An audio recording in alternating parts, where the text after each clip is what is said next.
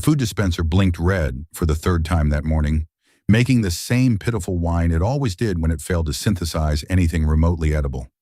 Nate squinted at the glowing interface, slapped it twice like a stubborn vending machine, and muttered, "You had one job." A lumpy brick the color of regret slumped into the tray. He sniffed it. It sniffed back. Somewhere in the ceiling, a ventilation duct hummed louder, as if laughing at him.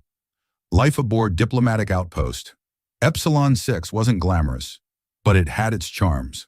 Like the view from the observation deck, a sweeping panorama of the red dwarf they orbited, slow burning and brooding like it was perpetually judging everyone. Or the echoing silence of the botanical dome, where plants from a dozen systems fought valiantly not to die under budgeted lighting. Mostly, though, Nate liked the quiet. It was good for thinking. It was good for forgetting Earth. He carried his tray of questionable nourishment to his station in the comms hub, waving at the maintenance drone as it buzzed past with a fried circuit board dangling from its manipulator arm. "Morning, Zippy. You look terrible." Zippy blinked once, either acknowledgement or offense. He settled in, propped his feet up, and flicked through a backlog of diplomatic transmissions. Most were dull. Envoy schedules, resource agreements, one strongly worded protest from the Dravanti ambassador about someone using the wrong honorific. But then, in the middle of a flickering packet from Eliari Command, came a priority flag. Queen Serell of the Eliari was en route. Arrival time, 8 hours. Purpose, cultural exchange and strategic reaffirmation of non-hostile intent. Nate's heart did something strange and uncoordinated. He reread the message, then read it again, and again, until the words lost meaning. He stood up slowly, like gravity had just tripled, and stared out the viewport. Nothing yet, just stars and that ever-present sun. Still, the Eliari were never early. They arrived precisely when they meant to, like mythical space elves with diplomatic immunity. Queen Serell. He'd seen her once on a holo feed. Tall, impossibly still. A face that could be carved from moonlight. Long ears that twitched slightly when she concentrated. Though that tidbit wasn't in any of the official briefings, he'd just noticed. She wasn't someone who visited tiny outposts like this. She was legend, and now she was coming here, to his station, to talk. He downed the protein brick in one go. It fought back. He won, barely. 7 hours and 59 minutes later, the Eliari shuttle shimmered into view, silent, sleek, and shaped like the petal of a vast silver flower. It docked without ceremony. Nate stood in the greeting bay with Commander Jenks, who looked mildly hungover and entirely unbothered. "Smile, linguist," Jenks muttered from the corner of her mouth. "Try not to drool on royalty." "I don't drool. You've got that Earthboy crush face already."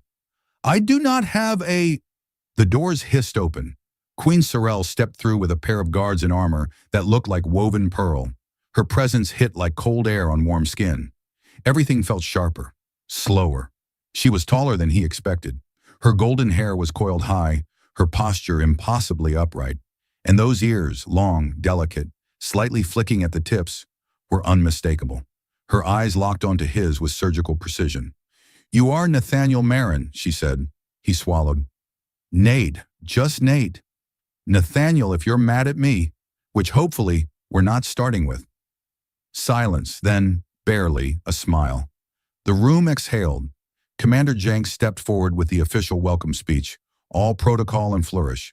Serell nodded politely, responded in a cadence like water over glass, and gestured toward Nate. "I request his assistance in cultural matters," she said, crisp and clear in galactic standard. Jenks looked between them, shrugged, and whispered, "Good luck, Romeo," before leaving the two of them alone. They walked through the botanical dome. Serell examined everything, plants, light fixtures, even a decorative rock that had been there so long no one remembered who put it there.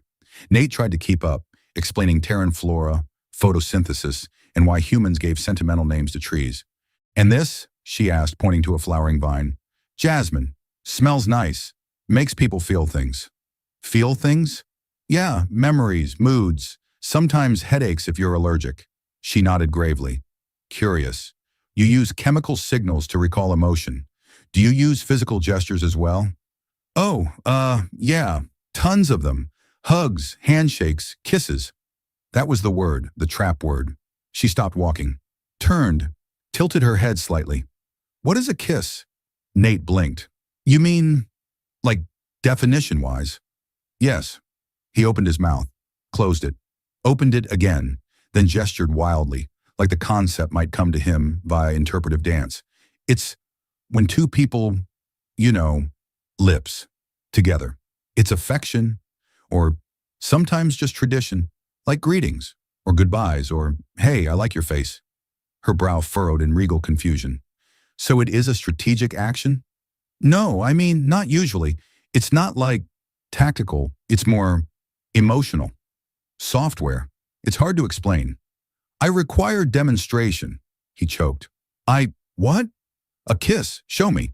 Nate's brain tried to crash and reboot at the same time. That's not really, it's not a universal demo situation. Like context matters, consent, intimacy. You don't just, he made a noise like a blender full of screws. You're royalty. I'm a translator. I'm not sure there's a chapter in the handbook for this. She watched him with an unreadable expression, then stepped back. I see. Then you may explain it in metaphor. Relieved beyond reason, he launched into a monologue about magnets and gravity and emotions being like particle entanglement. She listened, fascinated, occasionally interrupting with sharp questions. When he finished, she said, You are a peculiar Terran. I believe I shall learn much from you. Yeah, just wait till we get to pizza. She blinked. Pizza? Oh, just you wait. He smiled. She did not, but her ears twitched slightly, which in Eliari terms was practically a hug. The next morning, Nate was halfway through reprogramming the espresso module to stop producing tea when Serell appeared outside the comms bay, without guards, without announcement, and without even the faint hum of diplomatic fanfare. She simply stood there, watching him argue with a stubborn interface that insisted oolong was a form of dark roast. I was told you possess caffeine, she said. Nate jolted upright, nearly hitting his head on the panel. Queen Serell. Hi. Good morning. Or good cycle. Or whatever the Eliari use for. Never mind. Yes. Caffeine. In theory. Right now the machine thinks it's a tea house. She walked past him, examined the unit with a tilt of her head and said, It is clearly malfunctioning. You and me both, sister, he muttered, then froze. Not that you're my sister, or malfunctioning. You're majestic, very symmetrical. Serell turned her gaze on him with what might have been the Eliari version of amusement. Are all Terran males this disoriented by royalty? Only the very lucky and the very doomed. She accepted that answer with silence. Then, today you will show me more about affection. Nate blinked. That's, a bit sudden. You promised pizza. Oh, right. Yes. Pizza first. Romance second. Or possibly never. But yes, pizza. They walked side by side down the corridor, attracting stares from passing crew, most of whom looked like they were watching a hover car roll into a museum. Nate felt a mix of pride and panic. He'd never escorted a queen before, or had one follow him like a particularly elegant shadow. The galley was mostly empty, save for a bored technician and a snoring engineer who'd passed out face first in a bowl of nutrient broth. Nate scrounged the synthetic ingredients with dramatic flair, while Serell observed each step like she was cataloging a new life form. This crust, she said, it resembles a construction material. That's because it's made from one. Sort of. Dehydrated starch polymers. Don't worry, it's only legally food. And the circles? Meat. Probably. We've stopped asking. She nodded solemnly. I appreciate Terran bravery. By the time the oven chimed and he slid the finished product onto a tray, the smell had filled the room. Not exactly Earth-authentic, but close enough. He sliced it carefully and offered her a piece. She picked it up delicately, sniffed it once, then took a bite. Her eyes widened. Her ears did that twitch again. Acceptable? She chewed with the slow precision of a lab technician sampling antimatter. It is irrationally pleasing. That's the grease talking. Grease? He gestured at the shine. The best part of bad pizza. She took another bite, more eager now. Terran culture is baffling. Wait until I teach you sarcasm. Teach me now. Oh no, that was sarcasm. She blinked, then blinked again. You lie with tone. It's a gift. She studied him, chewing slowly, and said, Your species weaponizes humor. Only when we're not weaponizing pizza. After lunch, she followed him to the arboretum, where faux terran trees grew under filtered UV lights. She examined them like artifacts, pausing at one with wide leaves and blue blossoms. This one has a pleasing pattern. I wish to sit near it. They settled on the grass. Nate leaned back, hands behind his head, watching artificial clouds drift across the dome's projection sky. Serell remained upright, spine straight as a steel beam, hands folded in her lap. You can relax, you know, he said. I am relaxed. You look like you're preparing for a duel. I am always prepared for a duel. Right. Royal training. Correct. He grinned. You know, you're a lot easier to talk to when you're not being terrifying. I am not terrifying. You literally have a blade in your boot. She looked down. That is ceremonial. Of course it is. He tried to stretch again but caught her watching him. It wasn't hostile. It was curious. Too curious. The kind of look you give to a puzzle or a riddle. Something on my face? I am comparing your expressions. You shift constantly. That's a polite way to say I'm twitchy. You are emotive, loud even in silence. Your face performs. Yours doesn't? I was taught stillness. It is the Iliari way. He nodded. So what I'm doing is weird to you? Fascinating and inefficient. Inefficient? You burn energy expressing things that could be said directly. Sure, but then we'd miss out on all the fun of being misunderstood. She paused, considering. That sounds inefficient as well. He chuckled. Now you're getting it. They sat in silence for a while. Birds chirped somewhere above. Recordings, he knew, installed for ambiance. Serell tilted her head up and asked, Do the sounds have a function? Bird song. It's mostly for mood. Background music, basically. Do birds know this? He laughed. I think they're just showing off. She looked up again, then at him. Your affection gestures. We will return to that. Do we have to? I must understand it. The council expects insight. Right. The council, of course. Because they care about kissing. They care about understanding humans. Your values, your vulnerabilities. He gave her a sideways look. Are you saying kissing is a tactical vulnerability? I am saying it may be more effective than war. Wow, you really haven't been kissed. She tilted her head again. Would you? He froze. Demonstrate. Look, this is a weird position to be in. You're a queen. I'm a linguist. I'm wearing socks with flamingos on them. I am aware. I have cataloged the pattern. He rubbed his eyes. I'm not sure there's a protocol for this. Then invent one. He stared at her. She waited. Calm, expectant, not demanding. Just curious. He leaned slightly forward, then stopped. Okay, we're not doing that here. Not with holographic birds watching. She blinked. You wish privacy? I wish to not explain this to the galley staff. She stood. Then I shall allocate a better moment. Allocate. That's very romantic. I am learning. He followed her back toward the corridor, still uncertain if the entire conversation had really happened. As they reached the junction, a maintenance droid rolled past and sprayed them both with coolant mist by accident.